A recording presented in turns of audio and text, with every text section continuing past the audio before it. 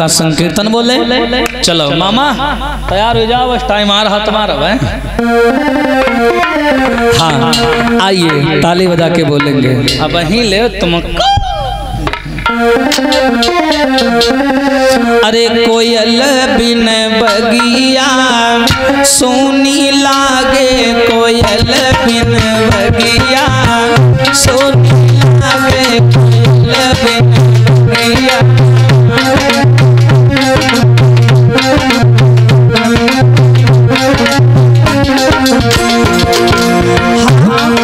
हाय सोनी लागे, हाय सोनी लागे, सोनी कोयल बिन बगिया, हाय सोनी लागे, कोयल बिन बगिया।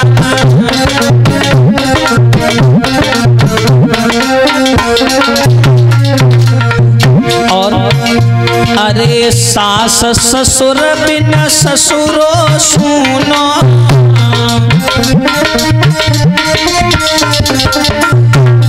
अरे सास ससुर बिन ससुरो सुनो।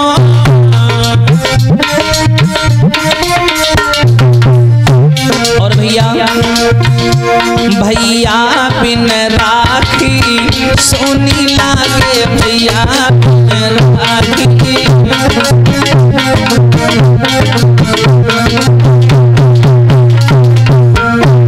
कोयल बिन बगिया सोनी लागे, कोयल बिन बगिया। जय हो। ऐसे नहीं ताली बजा के बोले, सभी लोग ताली बजाएं। जय हो। अरे रामचंद्र बिन अयोध्या सुनी,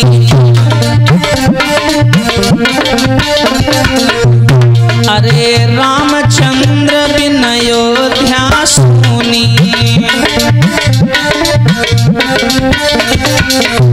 और भैया अरे सजन बिन मंगिया सोनी लागे, सजन बिन मंगिया।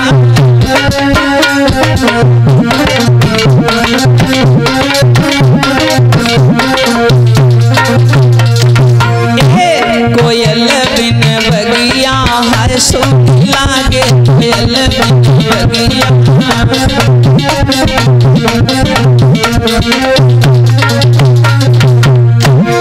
हाय सोनी लागे, हाय सोनी लागे, हाय सोनी।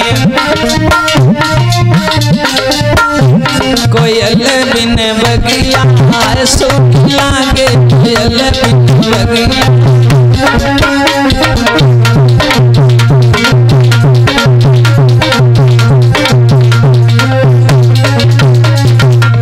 और भैया सभी लोग मिलकर के भाव से बोले, बड़ा ही सुंदर भाव है बताया। अरे रावण के बिन लंका सोनी, अरे रावण के बिन लंका सोनी। लेकिन अरे भजन बिन जिभिया सोनी लागे, भजन बिन जिभिया सोनी लागे, भजन।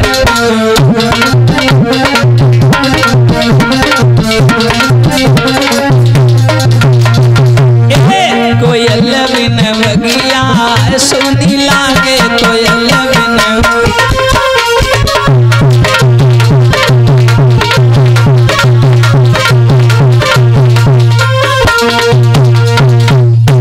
बोलिए कन्हैया लाल की। इधर भगवान श्याम सुंदर उस 7 ताड़ लंबे धनुष को तोड़ने के बाद कन्हैया आगे बढ़े और आगे बढ़ने के बाद माताओं वहां पहुंच गए जहां कंस का दरबार लगा हुआ। उस जमाने के जाने माने 2 पहलवान थे, शंख और चाड़ूर। सिंह लगाते थे अपने नाम के पीछे। जाने माने केसरी वरदान प्राप्त पहलवान थे। कंस ने इनको अरबों खरबों की संपत्ति देकर के खरीदा था। प्रमाण ये मिलता था कुछ लोग बताते हैं कि इनको कोई यदुवंशी नहीं हरा सकता था।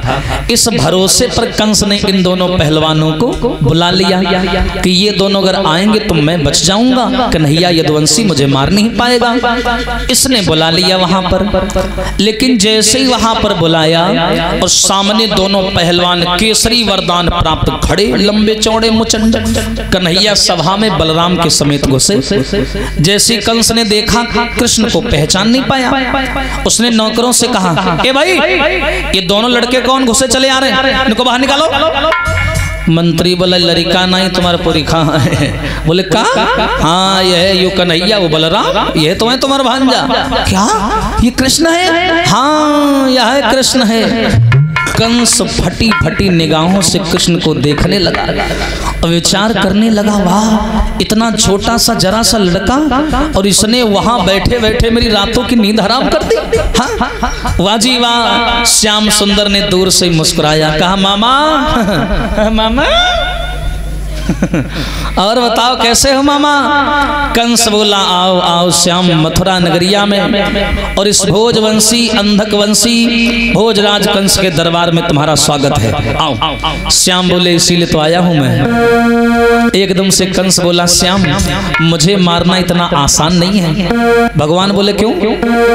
इसलिए आसान नहीं है क्योंकि ये दो जो पहलवान मेरे सामने खड़े हैं इनको तुम नहीं मार पाओगे। बोले क्यों नहीं मार पाएंगे? अरे तुम यदुवंशी हो और इन्हें वरदान प्राप्त है कि इन्हें कोई यदुवंशी नहीं मार सकता, इसीलिए मैंने जानबूझ के इन दोनों को बुलाया है। हाँ अब तुम बताओ क्या करोगे? एकदम से कन्हैया बोले अब तो यार बड़ा बुरा फंस गए।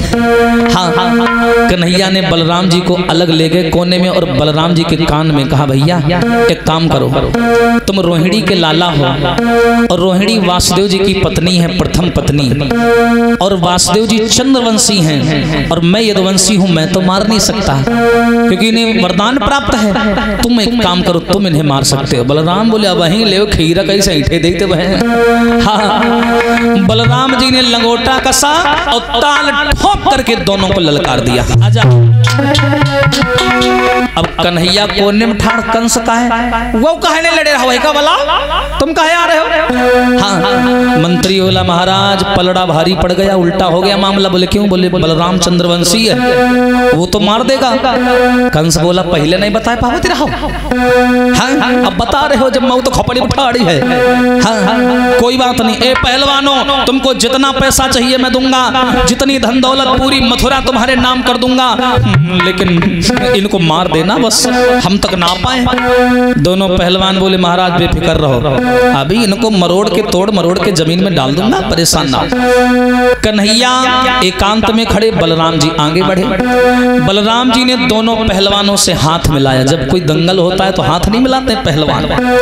और एक दांव जो चंद्रवंशियों का बड़ा ही फेमस दांव माना जाता है, कुश्ती का दांव। चंद्रवंशी कुश्ती में बड़े माहिर रहे और वो दांव लगाया बलराम जी ने। कौन सा दांव लगाया? हाथ मिलाया और अखाड़े में दंगल होने लगा। कंस ताल ठोक करके कह रहा है मार मार। कैसे? आरे शंख और चाड़ूर पहलवा हाथ श्याम से रहे मिला है।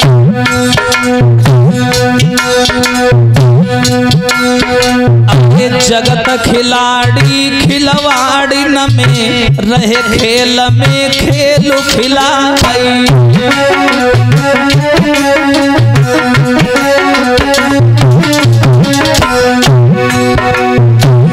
बलराम जी आगे बढ़े, हाथ मिलाया। अकेले बलराम और वो दो पहलवान। क्या किया बलराम जी ने? हरि जगदम्बा को सुमिरन करके माय सुता को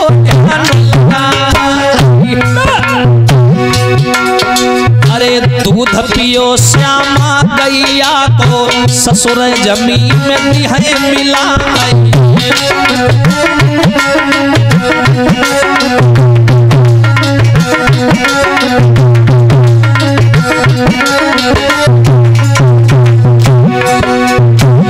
वहां अखाड़े में कुश्ती होने लगी।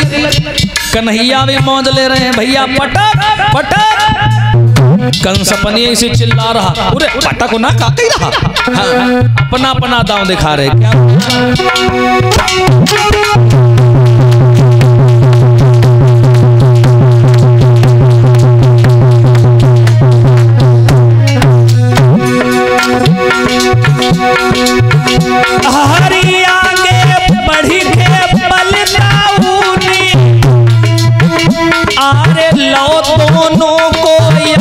कई उठाए, अरे भूसा मारो तोरे छाती में और दोनों को कर दो काम तमाम।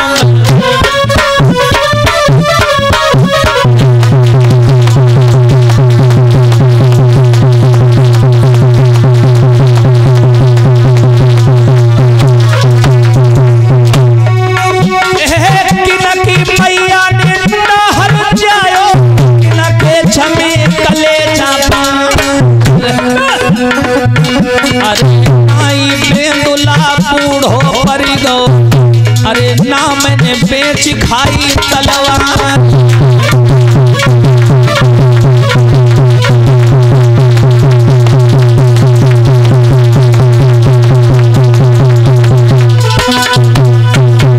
भगवान कन्हैया एकांत में खड़े, बलराम जी आगे बढ़े, दोनों पहलवानों से हाथ मिलाया और दोनों पहलवानों के सामने चरखा दांव लगा करके दोनों पहलवानों को जमीन में चित्त कर दिया और छाती में चढ़ के 2-3 घूंसा मारे। 2 ही 3 घूंसा में आंखी फटी फटी पड़ी, खत्म काम खत्म पहलवान। और जैसी पहलवान मरे, कन्हैया बोले मामा सिया हाँ, एकदम से जैसे मारा दोनों पहलवानों को। बलराम जी कहे कन्हैया अब तो एक ममौना कहा देखो हम तो हिले आराम कर ले कहन था कि हाँ। अब कन्हैया गए और जाकर के मामा की छाती पे चढ़ के बैठ गए। दुख दुख चल रहा है, देखी अरे बाप रे सही में कौन मारी तुम का हम। लेकिन एक चीज है, भांजा के जब मारा है तो मामा मारा है, नहीं मामा के मारे तो भांजे मारा है, वो नहीं देखो महाराष्ट्र में यहाँ हाँ। तो का कहना भैया इनका का कह रहे मामा का मारी भी आज हाँ। ला भैया ईटा सीटा दे हो कोई घाय में कुरे है लगा ला जल्दी ला हाँ। ये चिमटा तो रखे है यार, चिमटा तीरे धरा हम ऐसी ढूंढ रहे घर में कुमा बाहर रो रहे ला इसी हाँ ऐसी ला तो चलो और कुछ खाए पिए के बताओ क्या कहिए मरे के पहले दूध पी वही है, दूध पी के मरी हवा। एक ऐसे की न कलिंदा लाल लाल दिखाई पड़ी वह इधर, लेकिन कुछ कहा मामा के मारे में बड़ा मजा आते क्योंकि मामा बुरा नहीं माने, दूसरे को मारो लड़ाई हुई थी हाँ। भगवान श्याम सुंदर मामा की छाती पे